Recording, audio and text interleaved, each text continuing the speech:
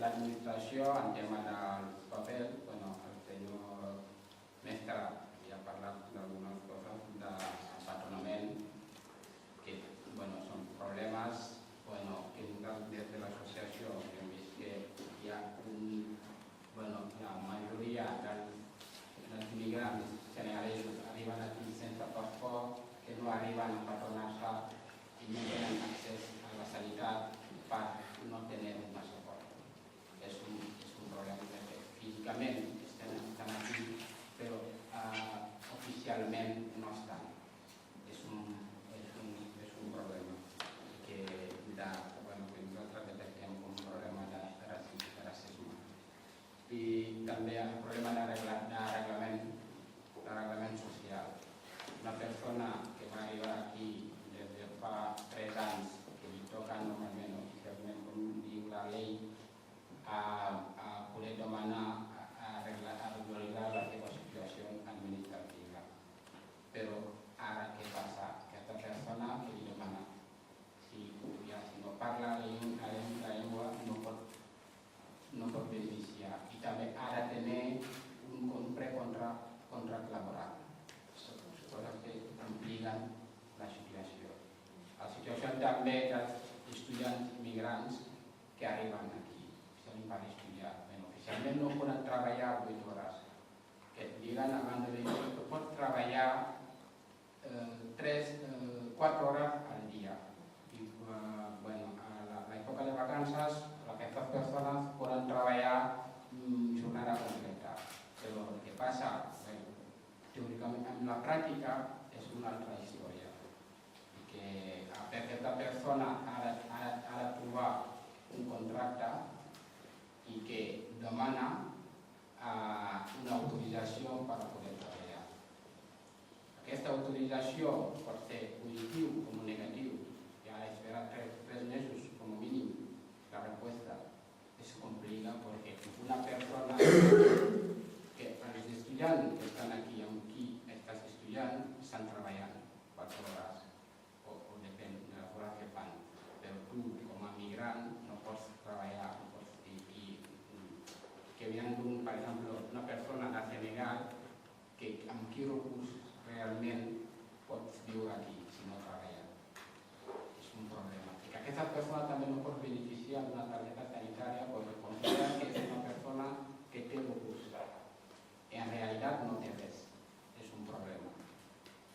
I que també els fills dels migrants que diguéssim documental que no tampoc estan en una situació que podem qualificar de racisme, que no poden beneficiar d'alguna cosa perquè els seus pares no tenen escola.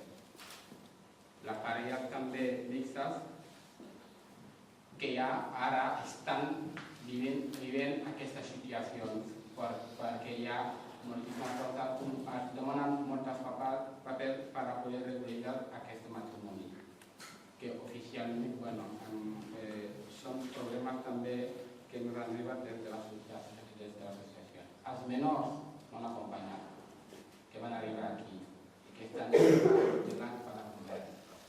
Aquestes que passen amb aquestes persones, que també és un problema que nosaltres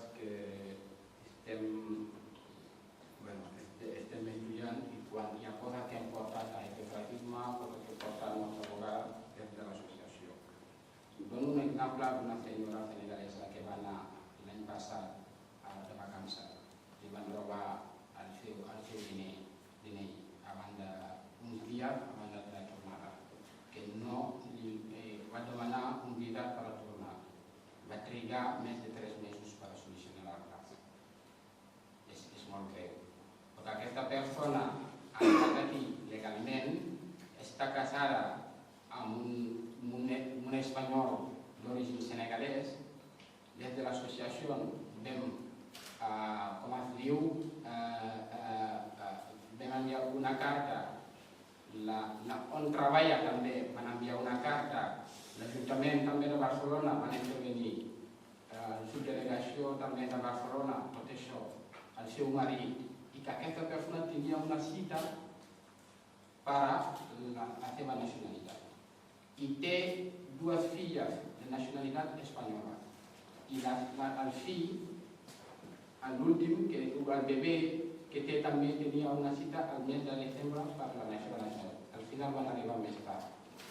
Hem fet una roda de premsa per denunciar la situació al dia que li van donar el visat i el tornat. Són casos que considerem que són de i també al carrer, la policia la les agressions que roben el comerçant ambulant. Sabem tots que el comerç ambulant no és legal, però tampoc és legal pegar la gent al carrer perquè no tenen paper. O et controlen perquè tu ets de color.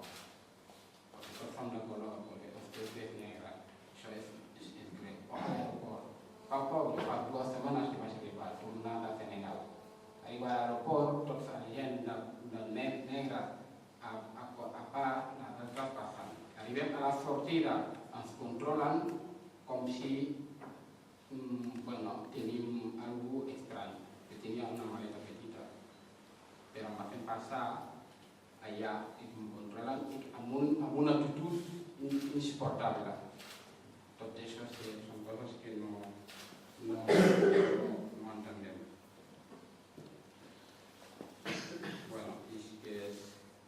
No volia parlar d'algunes coses que han parlat els companys, intento a no repetir moltes coses. L'any passat també, el mes de juliol, el 3 de juliol, van agredir els comerçants senegalesos ambulants, vam demanar la retenció de les imatges, fins ara estem en col·laboració amb el racisme, estem esperant perquè aquestes persones estaven al metro esperant, segurament amb l'emergència, però no estaven venent i que entren la policia començant a actuar sense parlar amb aquestes persones. Són avant tot persones, ciutadans que estan vivint aquí. Potser que no tenen paper, estan en una situació d'il·legalitat, però crec que no és una raó comportar-se davant d'aquestes persones. I les ajudes que donen els espanyols, els catalans que estan aquí, però si tu ets un pare immigrants sense paper no pots beneficiar d'aquestes ajudes. I també, per repetir una mica, una persona, jo estic aquí i tinc la meva dona a Senegal per agrupar la meva dona, em demanen moltes coses. He de tenir un pis al meu nom, he de tenir un sou, i si vull portar la meva dona i el meu fill, he de tenir cada persona, si vols venir amb una altra persona més, ha de pagar més. Tot això són coses que ara que generen dificultat i problemes amb la ciutat on estem vivint. Perquè crec que aquestes actituds fan que d'una altra manera la gent es comporta malament, perquè són ciutadans que estan vivint aquí, porten anys aquí o mesos sense veure la teva família, perquè a vegades tu tens ganes d'estar amb la teva família, però és complicat treure una persona aquí. Dono un altre exemple. Jo aquest mes de juliol passat em vaig queixar amb una noia d'aquí, però vaig demanar, la meva germana va fer una invitació la meva germana per venir tot això, estic treballant, la meva dona està treballant i que no li van donar vida per venir. Això és greu. Hem fet tots els papers que ens van demanar durant un mes o més i no li van donar per poder assistir a l'apartament. Això és greu. I que la gent que estan aquí, ara, la situació que estem vivint, la crisi, no és com migrant o espanyol, tots estem vivint un moment molt difícil. Hi ha gent que poden anar a França a treballar, però jo com a migrant no puc anar, perquè hi ha condicions que no estem al mateix. No puc sortir, si estic a l'atur no puc anar. Estem en un moment que no hi ha feina ni formació per tothom, la situació és difícil. I la gent que poden anar a França, a Alemanya o sobretot a Àfrica pot fer alguna cosa. Perquè estàs aquí, no arribes ni a pagar un pis, una habitació, tampoc. Què pots fer aquí? Estàs al carrer. Si tens la possibilitat d'anar a fer una feina fora, no pots anar perquè ja tu ets migrant i no pots sortir aquí. Crec que ja sí, potser que algunes persones podrien